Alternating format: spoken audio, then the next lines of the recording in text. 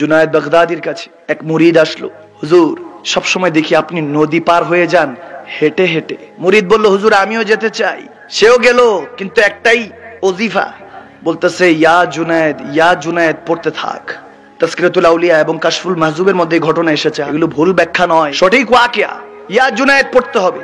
এখন যখন জুনায়েদ বাগদাদি সাথে ইয়া জুনায়েদ পড়তে পড়তে যাচ্ছে, নদী পার হয়ে যাচ্ছে হেঁটে হেঁটে।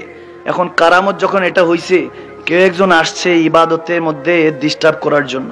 এসে একজন বলতেছে ইয়া জুনায়েদ পড়তেছস, আর জুনায়েদ বাগদাদি পড়তেছে ইয়া আল্লাহ, তুই পড়তেছস ইয়া জুনায়েদ, ঘটনা কি?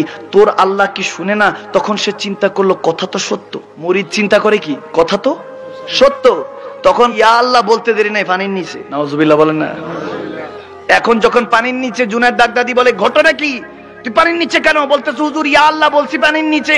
বলতেছে ইয়া জুনায়েদ আবার পড়, আবার ইয়া জুনায়েদ পড়ছে, আবার পানির উপরে। এখন আর কোনো কথা বলে না, চুপ। বলে এমনি ইয়া আল্লাহ ডাক দি, আল্লাহ বলে ডাক দিছি পানির নিচে, জুনায়েদ বাগদাদির নাম নিছি পানির উপরে। এখন আর কোনো কিছু জিজ্ঞেস করতে হবে না, পানির নিচে ডুবা মরতে কে চায়? বলে ওই পারে যায় আনি, তারপর প্রশ্ন করবো। ওই পারে যাওয়ার পর বলতেছে ইয়া শেখ, ইয়া জুনায়েদ আল বাগদাদি, ঘটনা কি আমাকে একটু বলুন। আপনি আল্লাহকে ডাকছেন, আল্লাহ আপনারটা শুনলো, আমারটা শুনলো না। বলতেছে জুনায়েদ বাগদাদি, তুই যার পরামর্শ নিয়েছিস পরামর্শ ভালো, কিন্তু পরামর্শ দাতা হলো গালাত।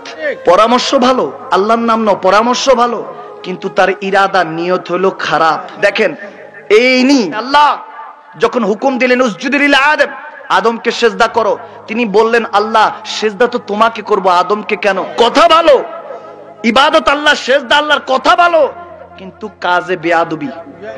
এই জন্য আপনাকে তালাশ করতে হবে আদব।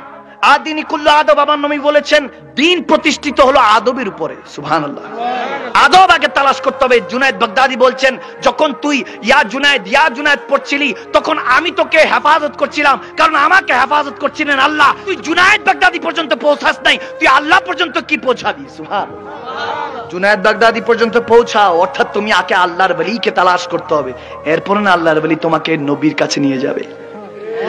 নবীর উসিলায় কাকে পাবো? আল্লাহকে। যেমন এই স্টেজে উঠার আগে সিঁড়ি লাগছে, ঠিক না? আওয়াজ দেয় না।